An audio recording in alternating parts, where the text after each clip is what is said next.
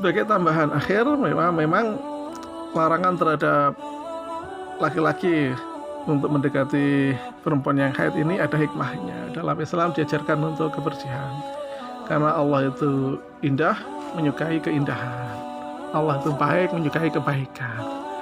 Dan kita dilarang dalam makan pun dilarang makan yang kotor-kotor, tapi harus mencari yang halalan thayyibah. Istri itu halal, tetapi bukan thayyib kalau dalam kondisi haid. Karena ternyata memang haid ini banyak risiko kesehatannya. Itu hikmah dari larangan ini yang mungkin dulunya belum diketahui, tetapi mungkin sekarang dengan berkembangnya kesehatan orang paham bahwa menggauli istri pada waktu haid itu sangat berisiko. Sehingga para ulama sendiri sampai membahas, seandainya orang ini menggauli istrinya pada waktu haid, apa dampaknya? Apakah ada kafarat atau denda yang dia tanggung? Ya, umumnya ulama bersepakat bahwa menggauli perempuan pada haid itu haram. Cuma beda pendapat apa konsekuensinya. Malik, Syafi'i, dan Abu Hanifah mengatakan dia harus minta maaf, bertaubat pada Allah, ya kan? Tidak ada lagi konsekuensi lain kecuali bertaubat. Sementara Imam Ahmad tidak hanya bertaubat, dia mengatakan bahwa orang yang menggauli istri dalam kondisi haid harus membayar atau bersedekah 1,5 dinar, ya kan? Jadi ini ada dendanya. Dinar itu kan uang emas ya. Yang ini cukup banyak kalau dibuat sekarang karena 1 dinar itu hampir 1 miskol ya. 20 miskol itu 80 gram. Jadi sekitar 4/4 gram itu 1 dinar itu.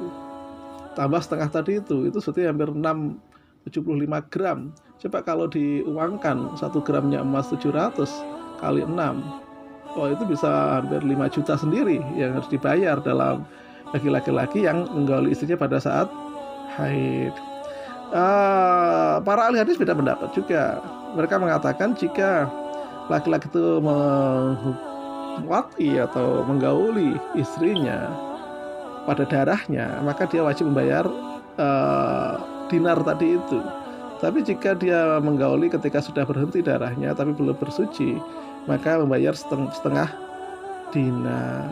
Nah, memang ini intinya apa? Ini pelajaran bahwa agar orang berhati-hati menggauli istri, khususnya dalam kondisi haid. Tapi kalau sudah suci, dibolehkan bebas. Ya, meskipun Anda, ya saya yakin sebagian pendengar ini belum menikah, tapi ini perlu dipelajari agar satu saat tidak bingung dan satu saat bisa belajar mengelola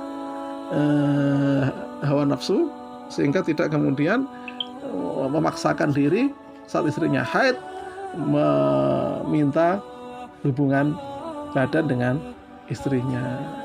Kalau itu dilakukan ya nanti ada resiko, baik resiko syar'i maupun resiko-resiko yang lain. Tapi kalau sudah suci diperbebaskan.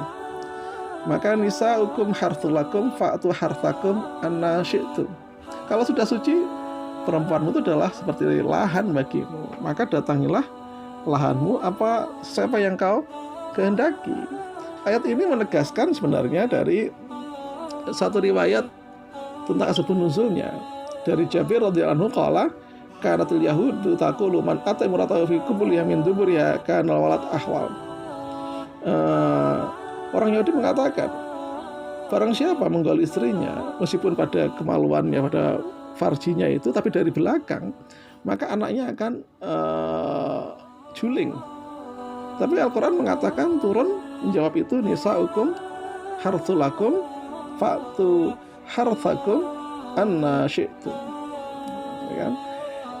Perempuanmu adalah tanaman bagimu, datangilah tanamanmu itu sesuai yang kau inginkan. Ada beberapa larangan tadi mengenai haid, wat'i dalam dubur itu yang dilarang, tapi kalau arah bagaimana caranya memang lebih dibebaskan. Ini bukan wilayah saru atau porno, tapi itulah ajaran agama yang harus kita ketahui karena Islam mengatur ini semuanya untuk kebaikan manusia agar mereka tahu dan tidak bingung melihat batas-batas mana yang dibolehkan dan mana yang tidak. Maka ajaran ini bisa jadikan sebagai pedoman untuk memahami pengaturan Islam terhadap hubungan suami istri, khususnya pada saat istri itu haid.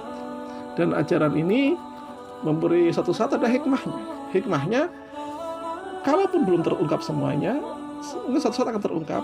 Tapi sekarang sudah mulai bahwa kesehatan menunjukkan darah haid itu tidak baik dan memang harus dihindari hubungan badan dengan perempuan yang haid. Pertama itu memang adza, kotor, baunya tidak enak dan kotor sehingga tidak patut dilakukan.